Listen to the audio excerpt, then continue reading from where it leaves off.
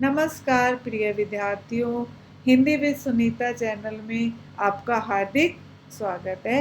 आज हम जिस पाठ को पढ़ने जा रहे हैं वो है कक्षा 9वीं का पाठ, जिसका नाम है ल्हासा की ओर।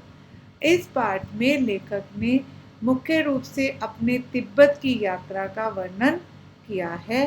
वहाँ की जलवायु, वहाँ की सामाजिक व्यवस्था के बारे में लेखक ने बताया है। इस पाठ का जो लेखक है उनका नाम है राहुल सांकृत्यान। वो बताते हैं कि तिब्बत जाने के लिए उन्होंने नेपाल के रास्ते को चुना था। यह वो रास्ता था जहाँ से देश की वस्तुएं भी वहाँ तिब्बत जाया करती थी। वहाँ पर काफ़ी पुराने किले भी थे। वहाँ पे एक परित्यक्त किला भी था जहाँ चीनी पलटन यानी कि चीनी फौज रहती थी। सामाजिक व्यवस्था के बारे में बताते हुए लेखक कहते हैं कि वहाँ रूढ़िवादिता का कोई निशान नहीं था। वहाँ की औरतें जो हैं वो पर्दा नहीं करती थी। वहाँ पर जाति पाति, धर्म, छुआछूत नहीं था। और वहाँ पर एक विशेष पेय पदार्थ था जिसका नाम है चाय। लेखक कहता है आप जिस तरीके से भी उस चाय को बनवाना चाहो बनवा सकते हो। लेखक बताता है कि उसकी भेंट मंगोल के एक भिक्षु सुमति से हुई थी। अब सुमति जो है उसको वहाँ के रास्तों की बहुत ही अच्छी समझ है, क्योंकि वो पहले भी यहाँ आ चुके हैं एक भिखारी के भेष में।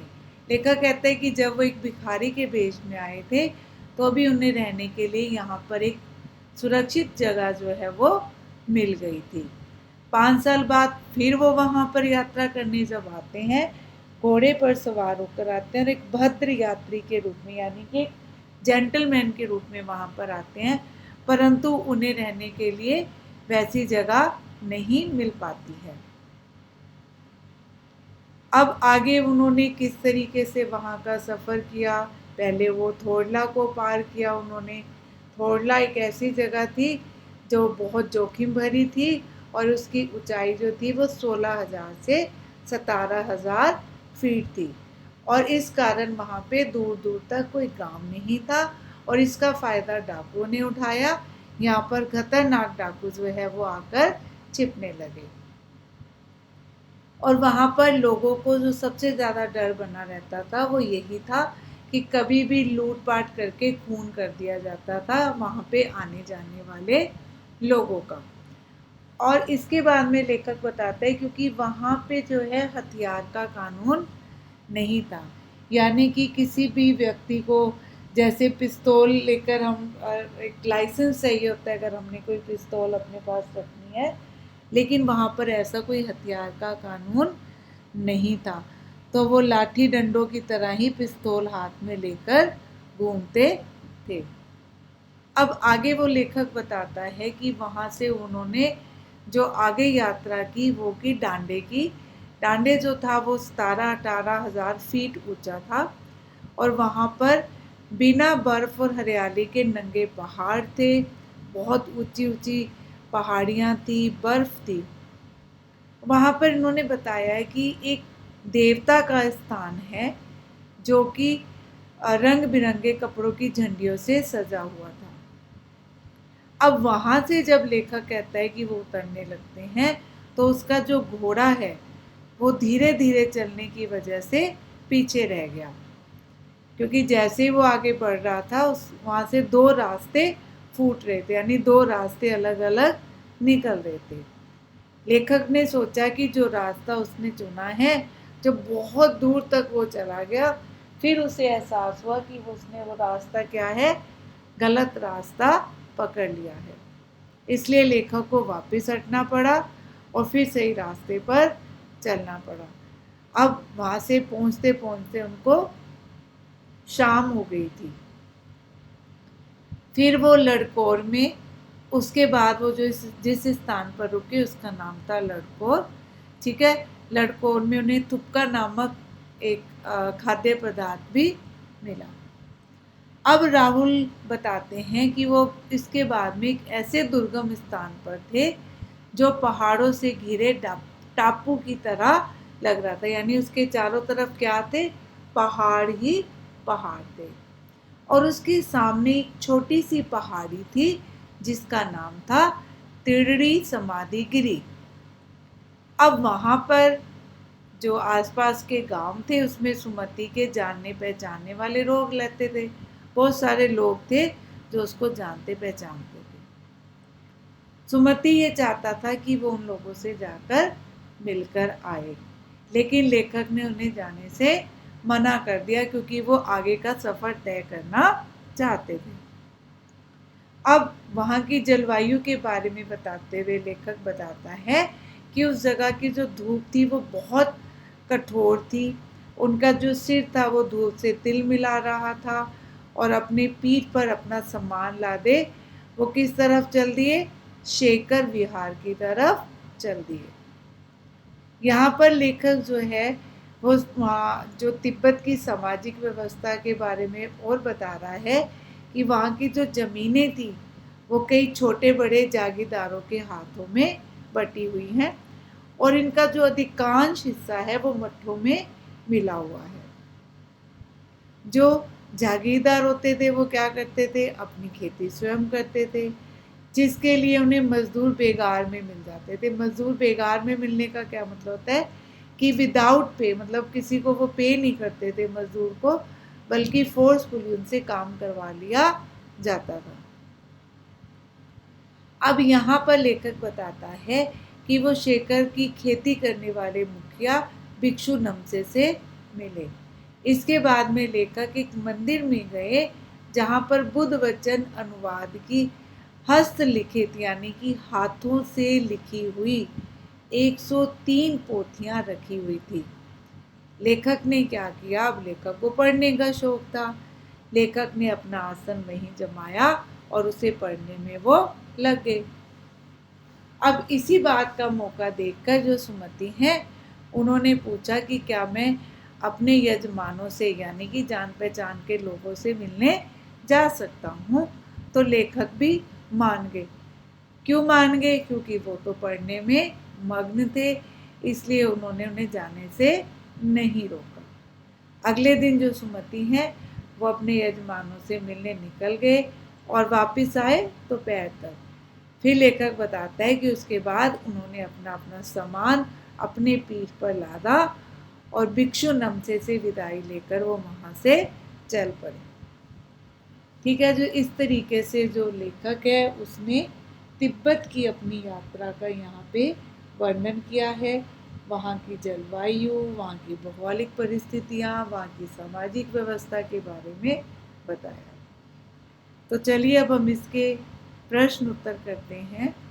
प्रश्न है इसमें पहला कि थोड़ला के पहले के आखिर गांव पहुंचने पर भिखमंगे के वेश में होने के बावजूद भी लेखक को ठहरने के लिए स्थान मिल गया था, एक अच्छा स्थान उसको मिल गया था। लेकिन जब लेखक दूसरी बार यात्रा करता है तो वो भद्र वेश में यात्रा करता है, फिर भी उसे उचित स्थान क्यों नहीं मिल सका। ठीक है, अब इसका मुख्य कारण क्या था, इसका मुख्य कारण था कि वहाँ पे संबंधों का महत्व था। तिब्बत में यात्रियों के ठहरने के लिए एक जैसी व्यवस्थाएं नहीं थी, जान पहचान के आधार पर ही उन्हें ठहरने का उचित स्थान मिल जाता था। और दूसरी बात, जब लेखक बताता है कि जब लेखक उस समय वहाँ पहुँचा था तो जिस समय वो पहुँचा था उस समय शाम के 6 बज चुके थे और जो वहाँ के लोग थे वो छड़ होता है मदिरा, जिसे हम शराब कहते हैं, लोग उसे पीकर मस्त हो जाते थे और वो तब यात्रियों की सुविधाओं की और वो बिल्कुल भी ध्यान नहीं दे पाते। ठीक है, अगला प्रश्न इसमें आता है कि तिब्बत में हथियार का कानून नहीं था। जैसे हमने पाठ परिचय में पढ़ा था कि वहाँ पे हथियार का कानून न रहने के कारण लोगों में डर का वातावरण था। अब वो कहते हैं कि क्यों था वो वातावरण, किस प्रकार का भय था। ठीक है, क्योंकि वहाँ के जो यात्री थे उन्हें हमेशा अपनी जान का खतरा बना रहता था। क्यों, वो डाकू क्या करते थे, हर आने जाने वाले यात्री को रोकते थे, उनको लूट मार करते थे और बाद में उनकी हत्या कर देते थे। लेखक जो है वो लडकौर के मार्ग में अपने साथियों से किस कारण पिछड़ गया। जैसे कि हमने पहले पढ़ा था कि क्या कारण था वो उनका जो लेखक है वो अपने साथियों से पीछे रह गया, क्योंकि उसका घोड़ा बहुत सुस्त था। और दूसरी बात कि वो रास्ता भी भटक गया था, उसको ये लगा था ना कि वो सही रास्ते पर जा रहा है, पर बहुत देर बाद उसको ये एहसास हुआ था कि वो गलत रास्ते पर चला गया, तो उसको वहां से वापस आना पड़ा था। अब अगला प्रश्न है कि इस यात्रा वृत्तांत के आधार पर बताइए कि उस समय का तिब्बती समाज कैसा था। अब तिब्बती समाज, वहाँ पे हमने पहले भी पढ़ा कि पर्दा प्रथा नहीं थी, स्त्रियों का वहाँ सम्मान किया जाता था, छुआछूत जैसी बुराइयां वहाँ पे नहीं थी, अतिथि का स्वागत किया जाता था, और इस तरीके से वहाँ पर कहीं ना कहीं पर अंधविश्वास भी था। सुमति के यजमान और अन्य परिचित लोग लगभग हर गांव में मिले। ठीक है, अब ये प्रश्न है कि जो सुमति के यजमान थे वो हर गांव में मिले थे उन्हें, तो इसमें सुमति के व्यक्तित्व की क्या विशेषताएं आती हैं। तो हम इसमें क्या लिख सकते हैं कि सबसे पहला कि उनका हम व्यवहार बता सकते हैं कि वो मिलनसार थे, हंसमुख व्यक्ति थे।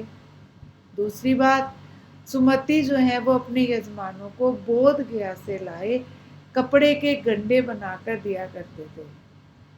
अब ये कपड़े के गंडे क्या थे, एक्चुअली ये लोग जो थे कपड़ों की गांठ बांधी जाती थी, पर उस गांठ को बांधने से पहले जो भिक्षु होते थे वो मंत्रों का उच्चारण करते थे। जैसे हम लोग नहीं हाथों में मोली बांधते हैं, ठीक है, उसको एक पवित्र माना जाता है, ठीक उसी तरीके से जो गंडे थे उनको पवित्र माना जाता था, उनको पूरे मंत्रोच्चारण के साथ उनकी गांठ बांधी जाती थी। और सुमति जो है वो अपना ये काम करते थे और उनसे बदले में लोगों से दक्षिणा भी लिया करते थे। सुमति लोगों की आस्था का अनुचित लाभ कहीं ना कहीं तो उठाते ही थे, ठीक है, लेकिन उसकी खबर वो लोगों को लगने नहीं देते थे। इसके साथ साथ उनकी बौद्ध धर्म में गहरी आस्था थी। अब अगला प्रश्न है आपका बौद्धिक प्रश्न, इसमें आप अपने विचार लिख सकते हो। प्रश्न है कि हालांकि उस वक्त मेरा भेष ऐसा नहीं था कि उन्हें कुछ भी ख्याल करना चाहिए था, उक्त कथन के अनुसार हमारे आचार व्यवहार के तरीके वेशभूषा के आधार पर तय होते हैं। अब ये प्रश्न देखो किसमें से बना, जैसे हमने पहले पढ़ा था कि लेखक ने बताया कि वो पहले भिखमंगे के वेश में यात्रा करने गया था। अब वो भिखमंगे के वेश में यात्रा करने क्यों गया होगा पहले, उसका कारण यही था कि जो तिब्बत में जाने की लोगों को, साधारण लोगों को अनुमति, परमिशन नहीं थी, हर कोई वहाँ पे मतलब यात्रा करने नहीं जा सकता था, तो इसलिए लेखक ने भिखमंगे के वेश में यात्रा की होगी।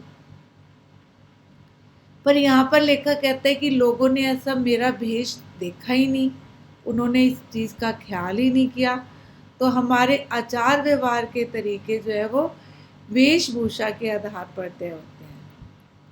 तो क्या आपकी समझ से यह उचित है या अनुचित? अब आप इसको अपने तरीके से लिख सकते हो। अगर मैं इसका उत्तर लिखना चाहूँ तो मैं ये कहूँगी कि वाकई अगर हम देखें तो आज के समय में हमारा जो वेशभूषा है उसी को हमारा आधार मान लिया जाता है।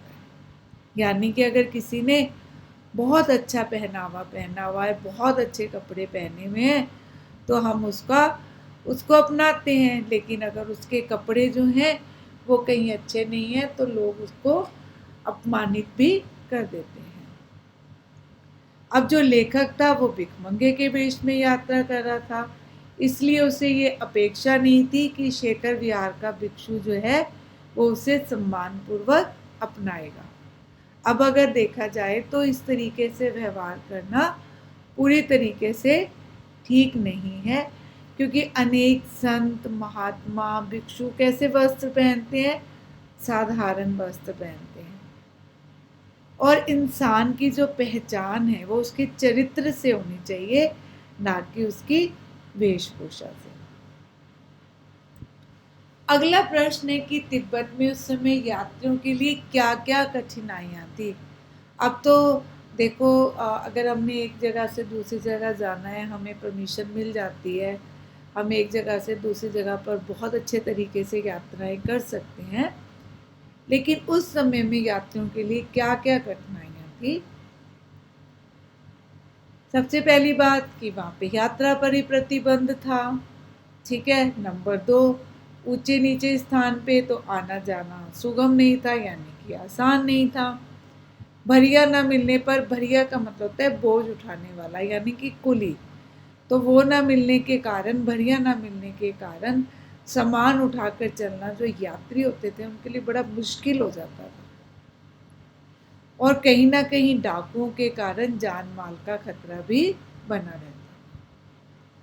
अभी इसी पाठ से संबंधित कुछ बहुविकल्पीय प्रश्नोत्तर भी मैंने इसमें ऐड किए हैं, चलिए हम उन पर नजर डालते हैं। पहला प्रश्न है, लेखक कहाँ जाते हुए रास्ता भटक गया था? अब इसके 4 ऑप्शन है हमारे सामने, तो इसका राइट ऑप्शन क्या आएगा? कहाँ जाते हुए वो रास्ता भटका था? लटकोर। सुमति कौन था? सुमति जो है, अब इसमें 4 ऑप्शन दी गई हैं, चारों ऑप्शन देखो, वो मित्र भी था लेखक का, भिक्षु भी था, एक पुरोहित भी था। तो सही उत्तर क्या होगा कि सभी कथन सही हैं। थुक्पा क्या है? हमने पहले पढ़ा कि वो एक खाद्य पदार्थ है, तो राइट ऑप्शन इसमें क्या आएगी? एक खाद्य पदार्थ। अब इस पाठ में कहाँ की यात्रा का वर्णन किया है लेखक ने? ये तो हमने पाठ परिचय में ही पढ़ा था कि यहाँ ये यात्रा वृतांत जो है वो तिब्बत का जो है लेखक ने किया है। लेखक ने जब डांडे की चढ़ाई की थी तो किसकी सहायता ली थी? बस गाड़ी तो थी नहीं, तो किसकी सहायता ली होगी? ऑब्वियसली राइट ऑप्शन इसमें है घोड़े। तिरड़ी के मैदान की क्या विशेषता थी? हमने पढ़ा था कि वो जो मैदान था वो चारों तरफ से पहाड़ों से घिरा हुआ एक टापू था। तिब्बत की जमीनों पर किनका आधिपत्य था, यानी कि उनकी जमीनों पर किनका अधिकार था? मजदूरों का, लुटेरों का, सरकार का या जागीरदारों का? यस, जमीनों पर जागीरदारों का आधिपत्य था। नमसे के मठ में भगवान बुद्ध के वचनों की हाथ से लिखी हुई कितनी पोथियों का संग्रह था? 100, 200, 201 या 103? ठीक है, 103 जो है वो पोथियां थी, उनका वहां पे संग्रह था। अगला प्रश्न है कि तिब्बत की जो महिलाएं थी वो चाय जिस बर्तन में देती थी उस बर्तन का क्या नाम था? तो उस बर्तन का नाम था खोटी। Thank you. आशा करती हूँ कि आपको यह पाठ और प्रश्नोत्तर अच्छे से समझ आ गए होंगे। धन्यवाद।